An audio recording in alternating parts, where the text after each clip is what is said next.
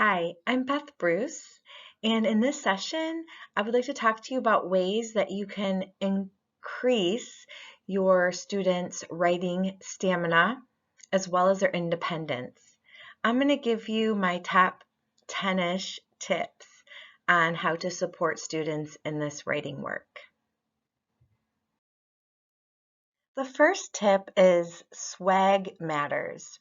So sometimes having just a fun gimmick, such as sparkly, colorful pens, can make the writing work more engaging.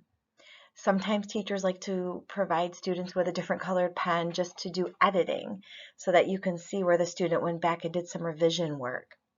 Sometimes different colored strips of paper that students can add to their writing if they want to fix it up and make it better.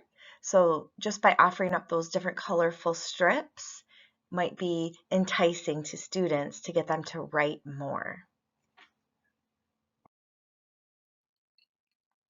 These 3 tips will all support your students with writing stamina.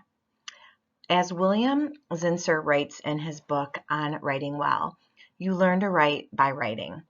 And the only way to learn to write is to force yourself to produce a certain number of words on a regular basis. One way to help struggling or disengaged students increase their writing stamina and volume is to have them set a goal for how many lines they think they can write in 5 minutes. So have them put an X in the margin to indicate how far they think they can write. Then set a timer. After the timer goes off, check in with the student. This technique is often just the motivation a student needs to get started.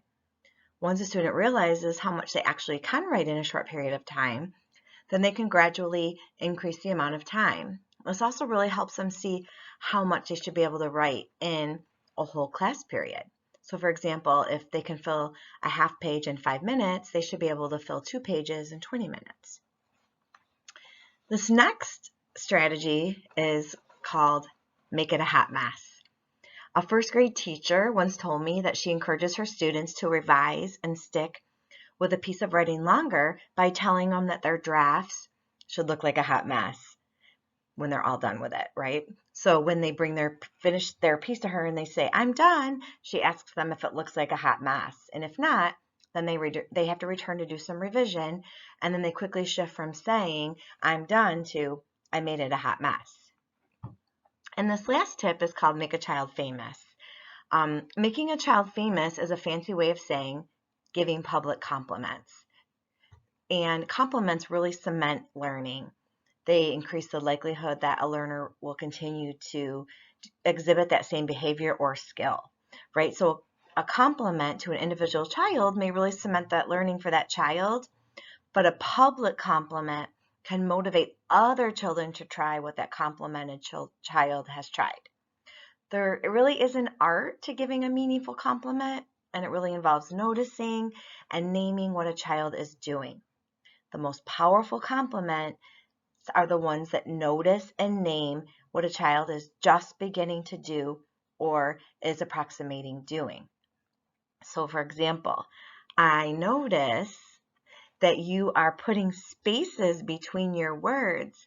And this is really important as a writer because it will help the reader be able to know when one word stops and one word starts, and it'll just make it so much easier to read your writing. My next tip involves your writing partnerships and really thinking about the ways that your writing partners can work together. Partnership time increases student stamina because they go from working on their own independently to then working with a peer where they can have a conversation and bounce ideas off of one another and get feedback. So some things that you might want to consider is to institute a storytelling time, like where you just set a time during your day periodically to have students storytell to each other. Oral storytelling really helps students formulate and organize their ideas without the extra burden of having to write. That's often a struggle for some of our students, right? And this also allows students to focus on the thinking and the planning of the writing process. Also, along the lines of planning, at the end of your whole group mini lesson, you could have students tell their writing partners how they plan to use their independent writing time. They can problem solve together. So when a writer gets stuck, they can talk to their partner. It might just be what they needed to get unstuck.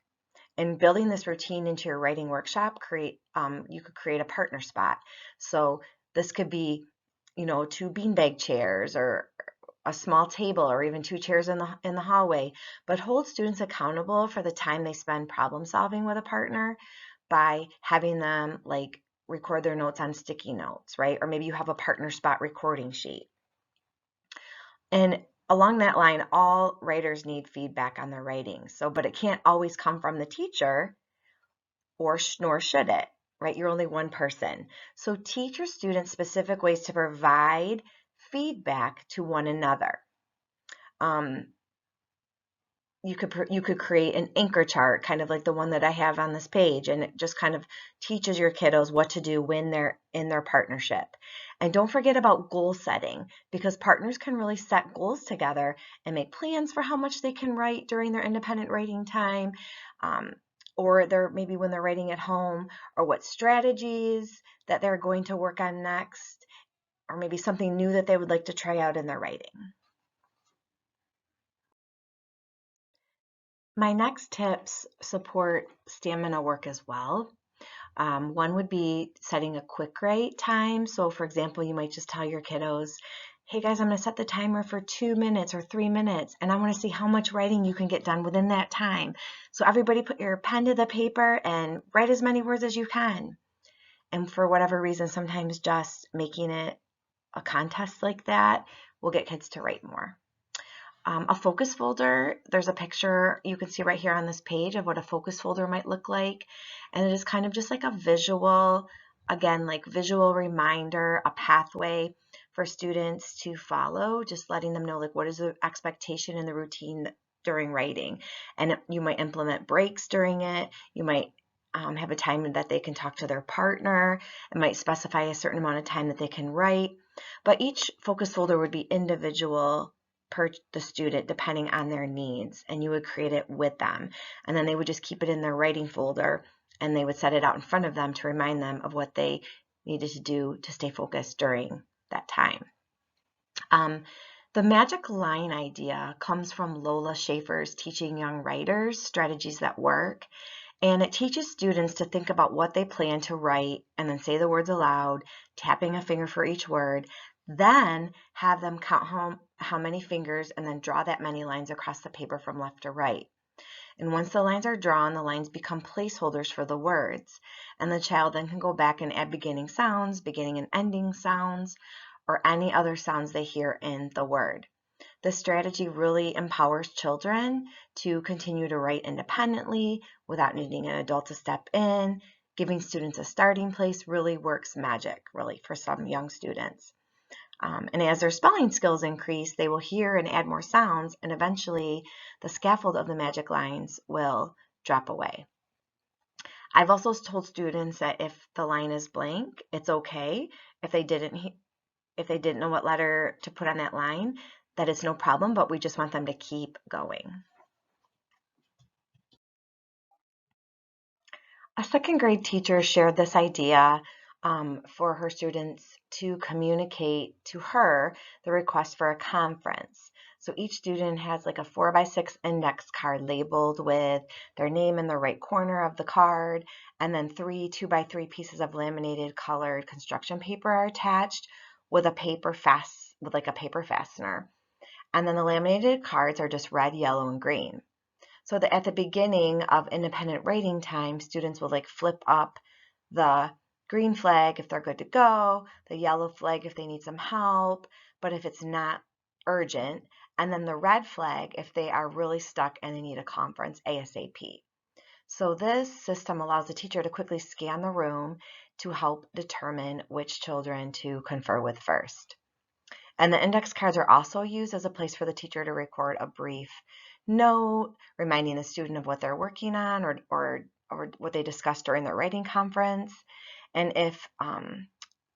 then the records tracks the teaching and also hold students accountable for remembering to use the taught strategies independently after the teacher leaves. So definitely another great idea to support independence. So many young writers we know really hurry through their works, adding a sentence or a few words to a page, and then they announce that they are done. So what they don't realize is that a writer's work is never done, right? So teaching our students specific when I'm done strategies and posting them on anchor charts can really help keep students engaged in the writing process. So you'll see on this page there's an example of writers use tools, and it just shows all the different tools that a writer can use as a resource to support them in adding on to their work. Did they check the word wall? Did they check the alphabet chart and make sure all their letters are correct? Did they check their personal spelling chart? Did they check a mentor text? And then the picture to the right is an idea for resources that you can put in the child's writing folder. It's kind of like an accordion, and it opens up, and so then they have all the resources right with them where they sit and write. So that just also increases independence. This final tip really does support stamina as well as independence. If you have students who still really lack the stamina to write the full class period, you may want to periodically break up the writing by inviting them to become a writing researcher. This means just having them quietly walk around the room for a few minutes without interrupting other writers and spying on what their classmates are doing. For children who find it hard to sit still during independent writing time, this bit of physical movement and a mental break can give them the energy to return to their writing, and it helps to build their stamina as well as their volume. You may want to consider also, instead of displaying only finished or published pieces in your classroom, consider spotlighting examples of student writing at various stages. This will help celebrate students who revel in not being done. And one of the most powerful tools a writer of any age has is a mentor text. Be sure to include studying a mentor text as one of the options your students can choose from when they think they're done. Examining a mentor text and asking, like, what did this writer do that I can now try in my writing, can immediately inspire your students to stick with a piece of writing longer. And it's really easy, you guys, for young writers to think that writing is hard for them, just because they are children, right? And it is important to let them in on this little secret that even accomplished adult writers struggle with writing. And instead of giving up, they persevere through the hard parts. So we can teach children to persevere too. And lots of picture books, there's lots of picture books out there that can help support students with learning about the aspects of the writing process. And it can really inspire or motivate our young writers with not just the craft of writing, but also the process. So let's review all of the tips that I shared with you during this session. Remember that swag matters, and just providing fancy pens or colorful pieces of paper can be really enticing. Quick writes, having students write for just a couple minutes and see how many words they can get on their paper. Providing kids with focus folders to keep them focused and reminding them of the use of magic lines, or conference cards so that you can quickly get a glance around the classroom and see who needs a conference. Reminding your students to use their tools, to use their alphabet chart, to use their word walls can really support your students. And then, of course, last but not least, reminding your students to study the process, study mentor texts, and to be researchers.